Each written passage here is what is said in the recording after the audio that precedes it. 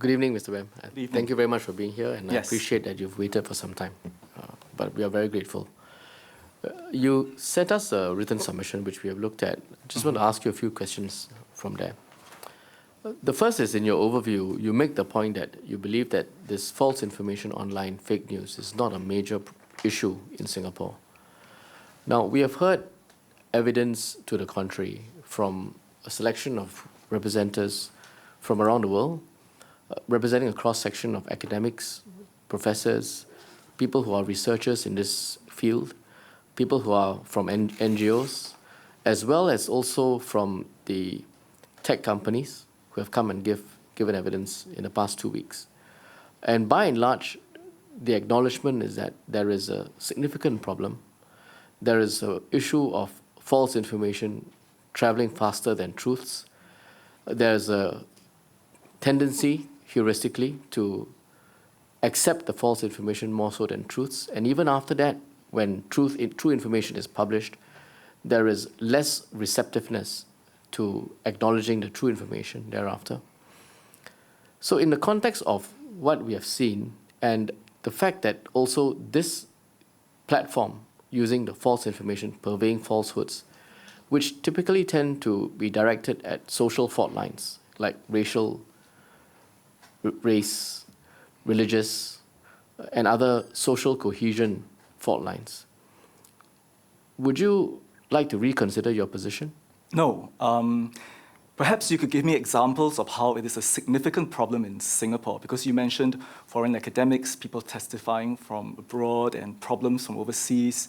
But so far, we are yet to be convinced in Community Action Network that it is a significant problem in Singapore. You see, issue of online falsehood is something that travels outside of geographical boundaries. You accept? Well, yes, but how has it impacted Singapore significantly, that it is adverse to our society? Yes, and we are a society that has coexists with diverse racial, cultural, and religious backgrounds, correct? Yes, that's right. Yes, and we do know that the pattern of online falsehoods is to destabilize, or one of the objectives is to destabilize national interest, national security. Has it been destabilized? The question is not so much has it been. I would suggest to you that this committee is asked to look at the scope of the problem and also to make recommendations before there is a problem. The has it been is an important question, because we need to look at empirical evidence. Okay. We need to look at real-life evidence and not speculate and draw conclusions from evidence that's not relevant to us. So can I take it that your report is premised on the view that because there is no empirical evidence and because you're not persuaded that it is of any relevance to Singapore, that you therefore think that there is no need to deal with this question? I think, of course, any kind of freedom of speech issue that could cause harm to society needs to be dealt with. Yeah, but we are just not convinced that the issue of online falsehoods is a significant problem in Singapore. All I'm asking you is to confirm for me that that's how we should look at your report, and the recommendations that you make in there is premised on this conclusion. Premised on what conclusion? The conclusion, I'll read back to you what you said, that any kind of harm to society needs to be dealt with. You're not convinced that there is a significant problem of online falsehoods in Singapore. And further on, you say that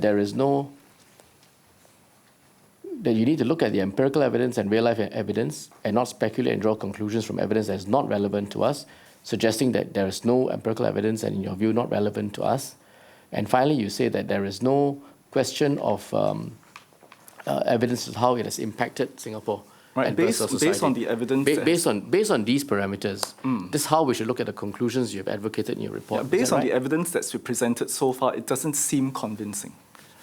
That's not my question. I'm simply trying to ask you to confirm that how we should look at your report and the views you have formed in the report should be premised on your conclusion or your conclusion or your view that there is no empirical evidence, that it doesn't apply to Singapore, and that there is no question of you being satisfied there's any evidence of online falsehoods affecting Singapore. The empirical evidence I think we need to speak one at a time so that they can pick up the transcripts. Sure, okay? sure. I understand. So when I finish, then you speak. Okay. So the report that you've put forward and the views you've set out in there should be looked at entirely in this context. Am I right? Yes. Yes, thank you. Mr. Chairman, I've got no further questions.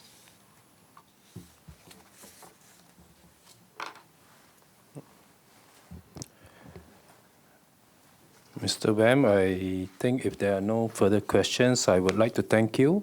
Oh, is that all? Yeah. Well, I guess quite a lot of the grounds were covered in the earlier, Oh, okay. in some of it. But I do have other views I would like to share.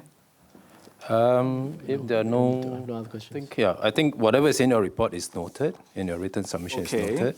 But I've if waited since it's- 2 o'clock until now. And then I just No, I appreciate you sit waiting. here Thank you. for, just give a 5-minute response. I don't think that is fair. We have Yes. studied your written report Right. very closely. Thank you. So, yeah, Mr. Wham, And I came all dressed for this some more. You know? It's the first time I worn a suit in years. Thank you. Yeah, Thank so, you for addressing. so as I mentioned from the onset, it's for any member here to ask any questions relating to your report. So in this case, if there are no questions from other members, I want to thank you. Indeed, it's been a long wait, but really thank you for your taking the time to participate and to contribute to the select committee process. Rest assured that your report, your submission have been noted and read by the committee. So in a few days, we will also send you the full transcript of today's proceedings. Do go through it, and if you have any amendment, please make the changes and you can send the transcripts back to us. Well, can I ask a question, which is that when the legislation comes out on this issue, will there be similar consultations? Will we be called upon to comment? Will there be a similar discussion and debate? And will there be time to talk about it in Parliament? Because I think the last few months we've Mr. rushed Wham, so many bills Mr. Wham, through. this select committee is for us to ask you questions, Right, Not right. for the. Yes, but I think as a citizen, you know, what someone we who's will impacted by these address all laws. this in due course. Okay. All right, so let's be patient. Okay, thank you. Right, but I really thank you for the time that you spent. So again, thank you. Yeah, Clark, you could escort Mr. Wham out.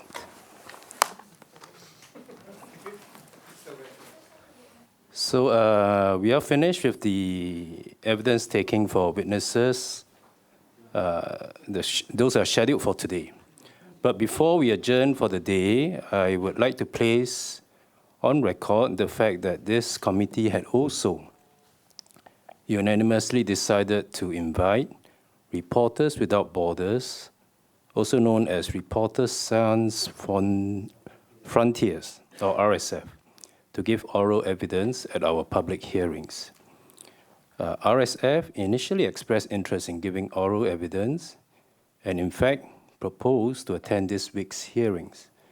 However, it eventually cited, and I quote them, organizational reasons and declined to attend. I note that it has subsequently issued a statement doubting the sincerity of our invitation. I have asked our Parliament Secretariat to release a chronology of the correspondence with RSF. For the record, our invitation to RSF still stands. And so should RSF change its mind and decide to give oral evidence, they are welcome to write to us.